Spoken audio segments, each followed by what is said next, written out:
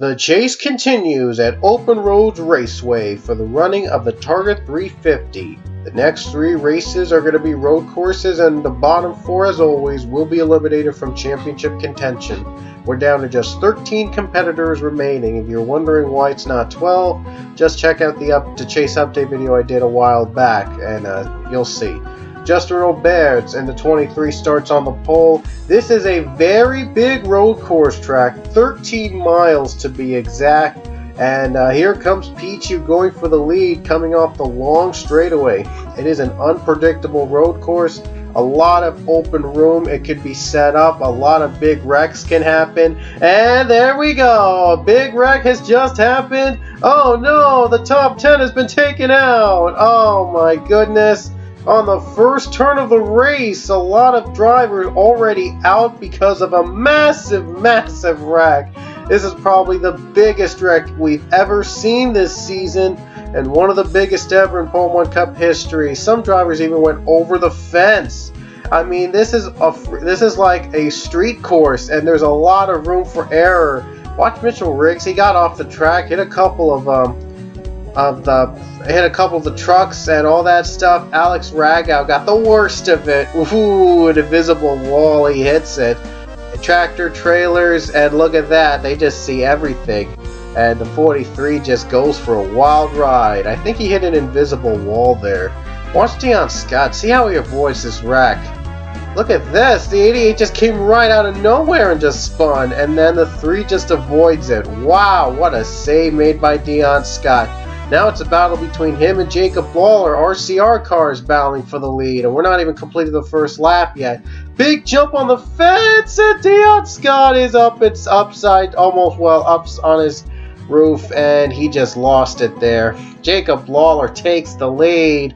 Look at Dion Scott. Look at the big jump these drivers have to go through. A huge jump downhill, and it could cause major wrecks, like they could spin out on hills. Tires got stuck there. Sean Harple got himself into some trouble later on with Dylan Young. Young got slow off the corner, off the straightaway. And ooh, Daniel Voiles, yikes, he got held up there. He must have got held up by one of the drivers. And right there he hits a turn, and then he just spins out, takes out Tristan Folks, and takes out a couple drivers as well. Yikes, what a way to start off the race.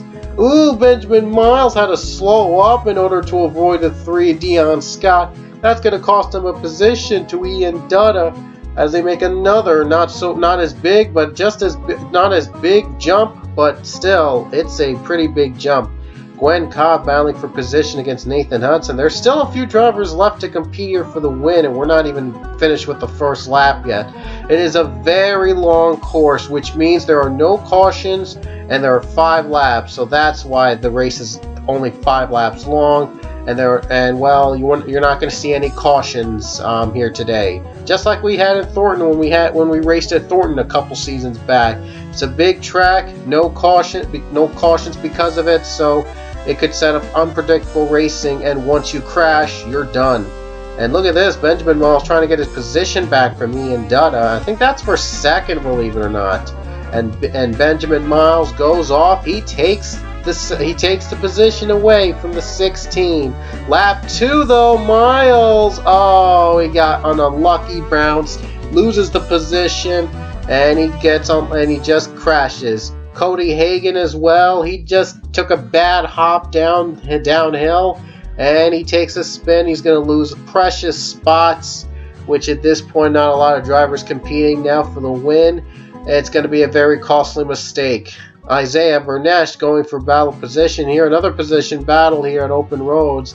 You'd be surprised that this has a lot of passing zones at this track for a very big road course. And here's Bernesh trying to pass the 83 Alex Guerrera. It's one of the long straightaways at this track. There are a lot of long straightaways at Open Roads. It's a very big track made by Black and Red 81. So give credit to him for making this track. And I think I got this from NN Racing. It's a very huge track, and a shout out to Black and Red 81. I hope I pronounced his YouTube name correct. for this wonderful, wonderful track here. Even though we had a wreck in lap 1, we could still make some improvements at this one next season if it comes back next season. Luke Walker looks to pass the 83 of Guerrera, and Luke gets by the 83 here on lap number 2. And oh no, he had done it, just fell off the floor, and he just goes for a wild barrel roll down the lake.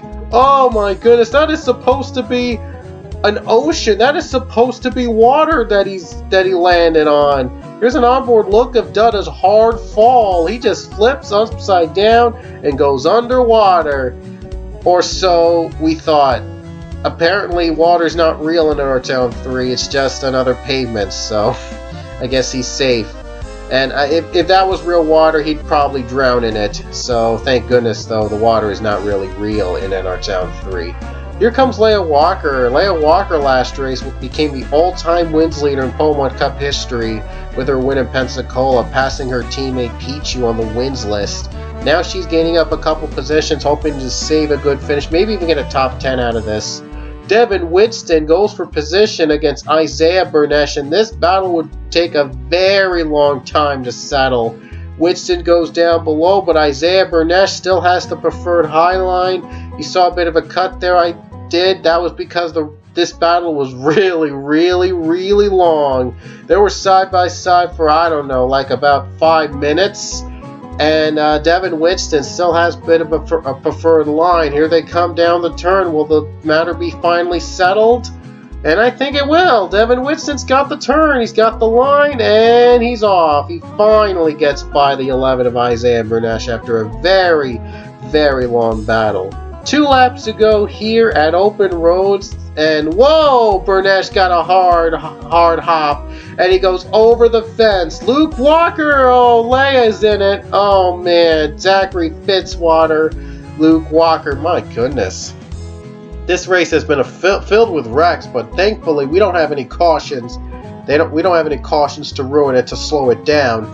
But here comes 17 and 6, Nick Pericles, Argel Alonso. Alonso a chaser. He's hoping to get this finish. He's hoping to make it to the top 10, hopefully to save a great finish here at Open Roads and keep his chase hopes alive. But he's got a battle with the 17 first, and they're still side by side coming through the stopping turn. Here's the 6. He's gonna clear, almost there. He's got it. Argel Alonso clears the 17 after another long battle, not as long as was before. Last lap, white flag is out for Jacob Lawler. His lead has not been touched since he took it away from Dion Scott. He had a bad hop there, but thank goodness though he was able to keep his brakes up, and he's able to continue on racing and not lose the lead.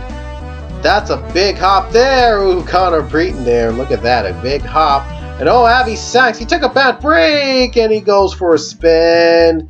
Oh man, that hill is going to destroy a lot of cars today. But coming up the final corner, Jacob Lawler would win this wild and wacky race at Open Roads, the Target 350, for his 16th career NASCAR Pokemon Cup Series win.